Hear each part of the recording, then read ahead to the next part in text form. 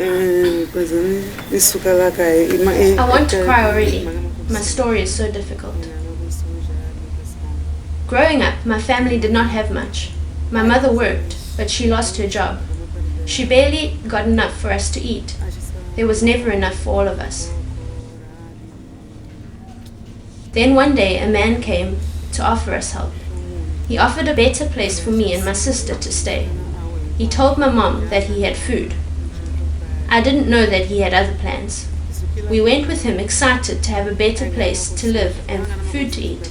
I had no idea he was going to force me into prostitution. I was 14 years old.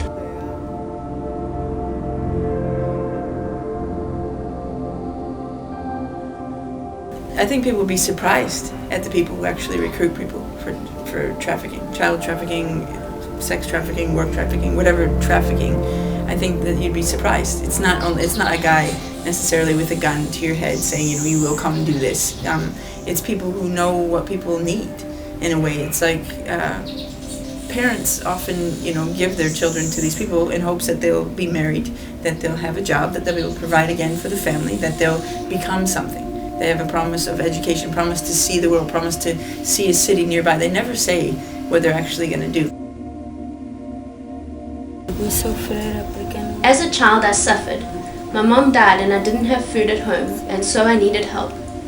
Those who helped me sent me to work on the street as a prostitute. I was 9 years old. I had to live in camps and abandoned houses. Sometimes I would run away and find a center that wanted to help. But prostitution was the only life I knew, the only way I knew how to make money, and so I would run away from the center, from those who were trying to help me.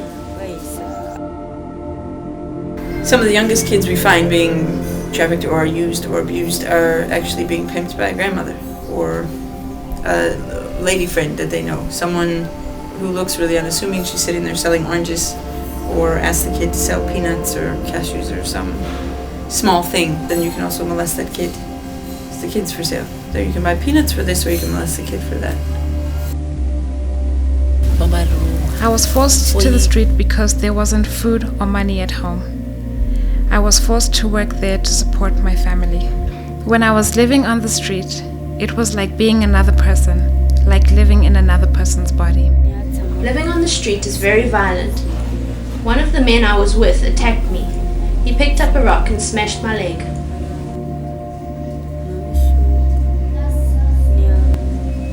Deborah heard about it and came to visit me in the hospital. She gave me food. She kept visiting me and she helped me to leave the street.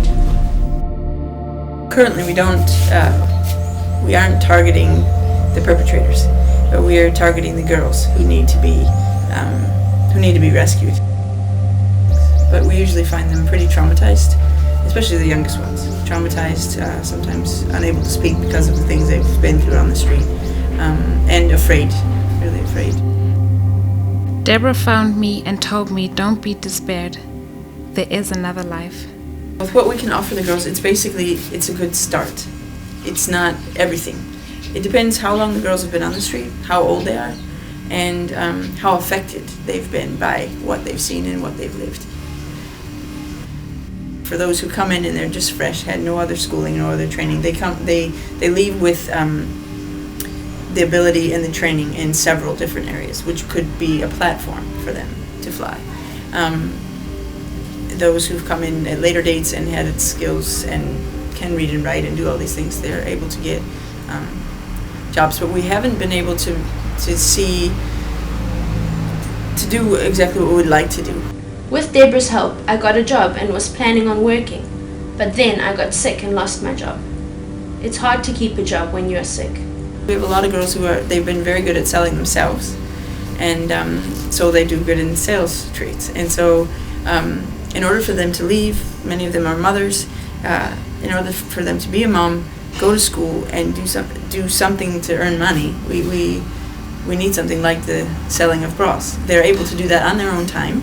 They know the prices, and it depends on how much they want to work and how much they make. If they just want to make enough to eat every day, that's their choice. Now I'm living with other girls who have graduated from the center. I have dreams to support and build my family. We're grateful for the organization Free the Girls that's come along at this time, because we were looking for other opportunities to see women raised up and also treated with dignity. See the girls have a way where they can offer dignity, deal with beauty, and then treat one another with that kind of dignity. And also, yeah, it's something that they can do on their own time. I have lots of plans for the future. I want to change. I want to have health. I want to have a business of my own. I want to live in a place that is safe. I want to go to school. I want to be somebody. I want to be a teacher, perhaps an educator at a center. I want to be a great mom, one who encourages, one who is faithful, who gives my children an education and is an example.